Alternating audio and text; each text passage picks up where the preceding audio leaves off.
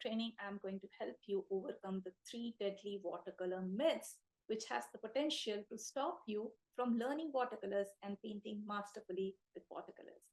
So I promise you that by the end of this video, you will be able to overcome the myths related to watercolors and feel quite encouraged to learn this versatile medium. If that's good for you, in that case, let's watch this video. And it is important for you to overcome these myths, because unless you do that, you will probably underestimate your potential of creating high quality paintings or your potential of learning watercolors fast.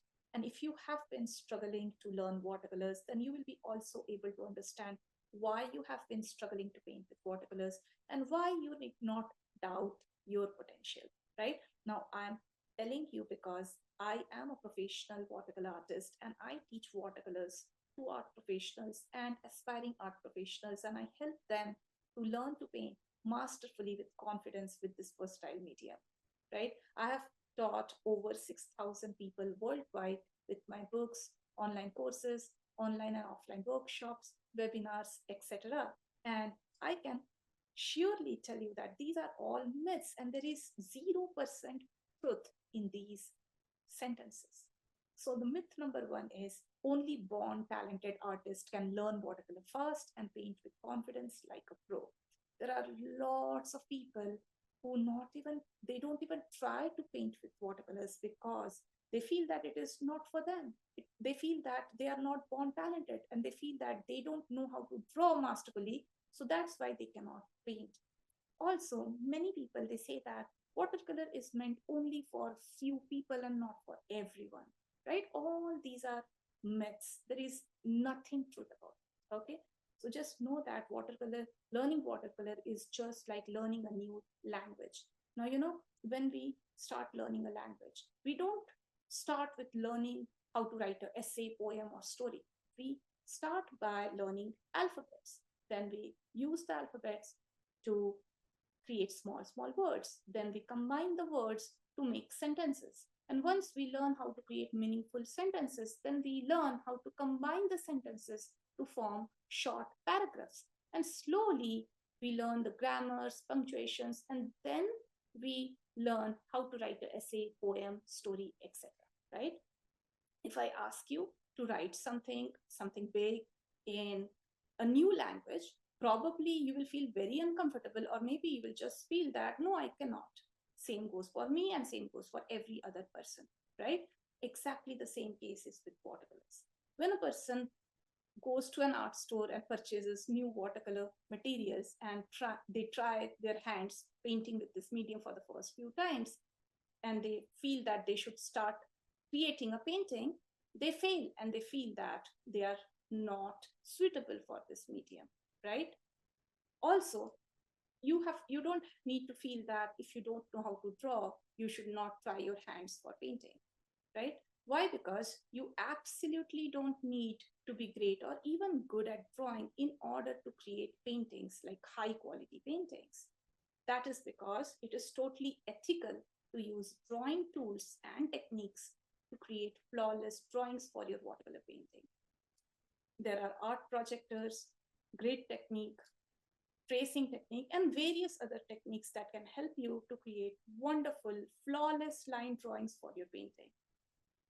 Professional artists like Theridavel, who has got 40 plus years of experience painting with watercolors, uses art projectors for his underline line drawing. And can you see how brilliant his painting is? Same goes for Steven Kozar. He's also a very high quality professional artist, and his paintings are absolutely marvelous. And he uses art projectors.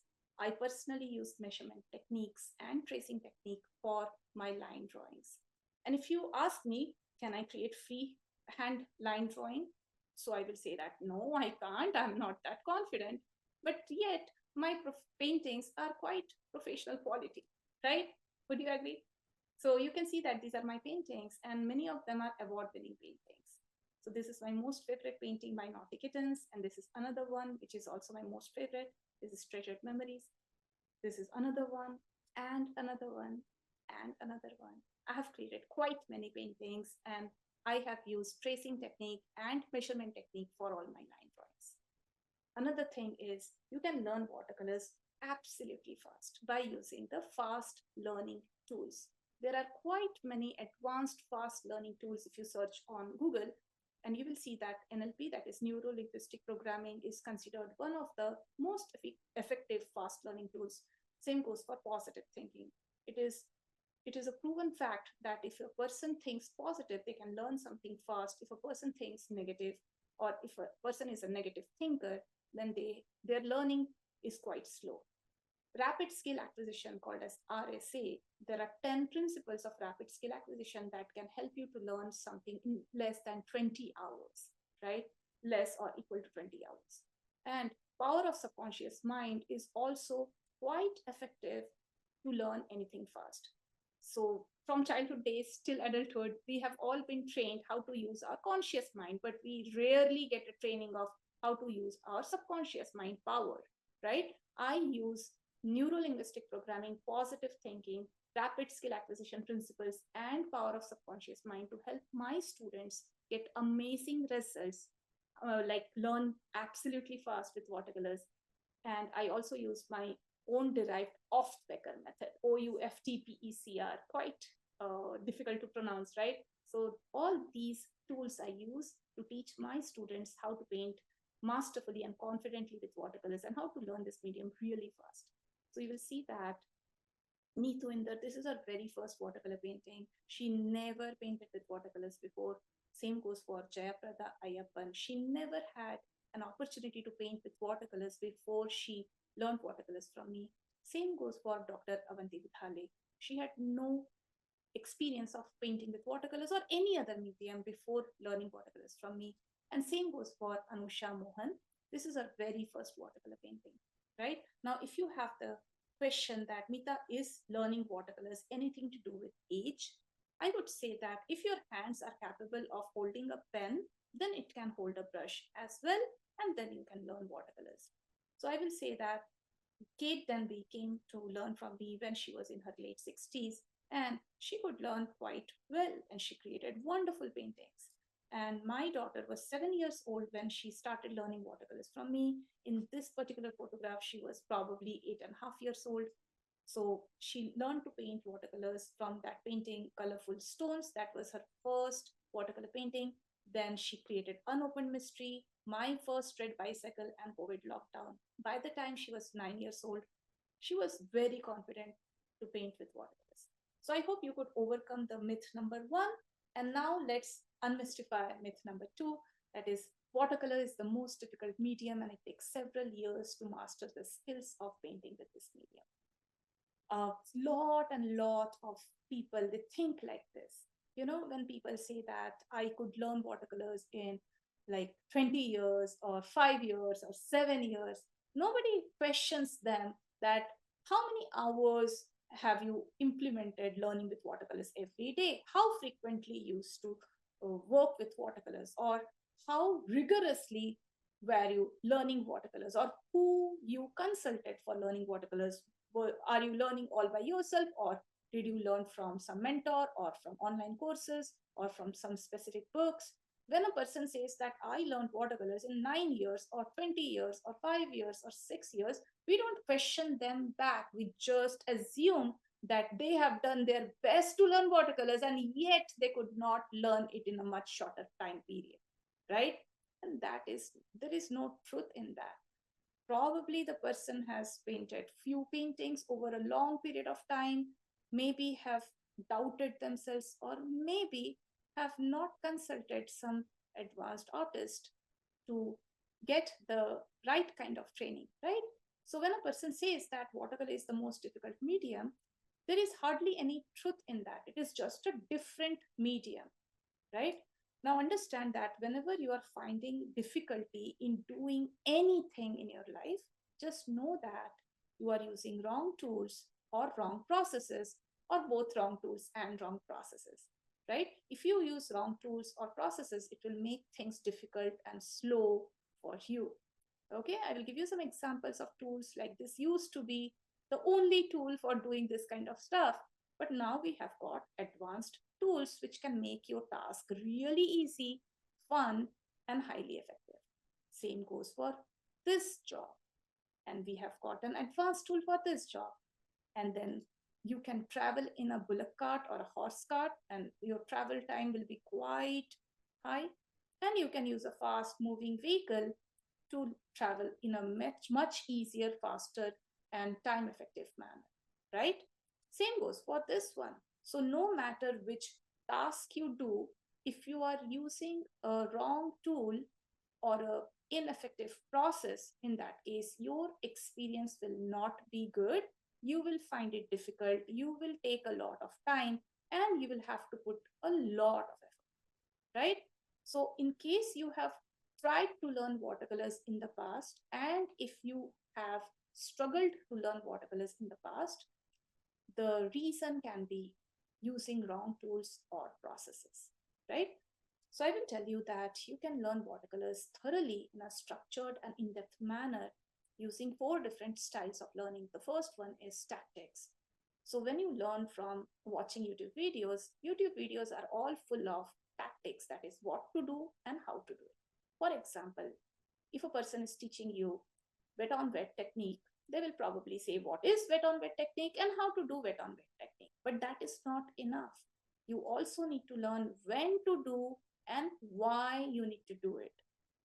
So once you learn when to do and why to do it, along with what and how to do it, you get a complete idea, and you are able to make your own decisions. And then when you are capable of making your own decisions, you really feel confident, isn't it? Right? Now there is another layer of learning: principles. Now principles are laws that governs the tactics and the strategies. I will give you an example. For example, law of gravity. Law of gravity says that anything that goes up must come down because of law of gravity, because gravitational force is there. Because of law of gravity, I cannot expect anybody to just fly all by itself, right? They will be experiencing the gravitational force, right? For example, right now I'm shooting this video sitting in a chair, right? I'm not flying in the air because gravitational force is working on me. Exactly like that, there is law of polarity, law of momentum, law of inertia, and there are various other laws. Exactly like that, there are 10 principles of art. If you incorporate 4 or more principles of art in your painting will look really, really amazing. Okay, so don't think that I'm not able to create amazing paintings. Probably you are not aware of the 10 principles of art, and that's why you are not able to incorporate those 10 principles of art in your painting. But once you do, your painting will look absolutely stunning, right? Okay, the next one is essence layer. Now, what is this essence layer? Essence is the character, nature, and intention of the person who is using the principles and strategies and tactics to get something done, right? So, for example, let's say there are 2 artists. Both know when to do, why to do, what to do, how to do, and they are using the laws of the principles of art in their painting. But one artist may have bad attitude or bad mindset, and another artist can have very good attitude and very good minds. So based upon their essence level, they may get quite different results. So what I do in my online courses, I teach my students anything and everything based upon all 4 layers: essence, principles, strategies, as well as tactics. When they come to me, they just come to me for learning the tactics. Okay, but when I teach them with all 4 layers so that they can learn quite thoroughly in a very in-depth manner. Okay, another thing: to learn watercolors thoroughly, you need to learn using all 7 means of learning. By means of learning, what I mean to say is there are 7 different means of learning. First one is listening. If you simply listen to something, you will probably learn only 5%. You will not be able to remember what you have learned, right? Next is reading. If you read as well as listen, then you will probably remember 10% or a little bit less or a little bit more. And if you go through reading, listening, as well as audio visual, means if you see images and all that, you will be able to remember 20% or a little more or less. If you are also watching a demonstration, then you will be able to remember as much as 30%. And if you are also discussing a particular topic along with other artists, then you will be able to remember that topic 50% or more, right? Now, if you are also practicing, if you're listening, reading, you're looking at images, you're watching demonstrations, you're discussing, as well as doing a lot of practice, then you will be able to remember up to 75%. And then the last one is teaching others. Understand that teaching others what you have learned is one of the best way to understand any particular topic. So what I do is I encourage my students to learn something using all the 7 means of learning, including teaching others. So once they learn something, they immediately try to teach somebody else. Then they again learn some another topic, and again they try to teach somebody else. By doing that, they really feel confident. So I hope you understood that there are quite many ways in which you can learn fast and learn in a very thorough and in-depth manner. So at no point you can blame a particular medium for not able to learn. It is just how you are learning that can make your learning really effective, right? Okay, so now let's move to myth number 3. The third myth is a lot of people say that watercolor is unpredictable and unforgiving medium. I will tell you that there is nothing unpredictable and nothing unforgiving about this medium. But the question is, why people say that watercolor is unpredictable and unforgiving? That is probably because most of us are introduced to watercolors during our childhood days, and we were given a set of inferior quality paper like cartridge paper, printer, like paper which we use for printouts, and cheap watercolor, water soluble paints, and lowest grade synthetic brushes. And they used to call it as a watercolor set.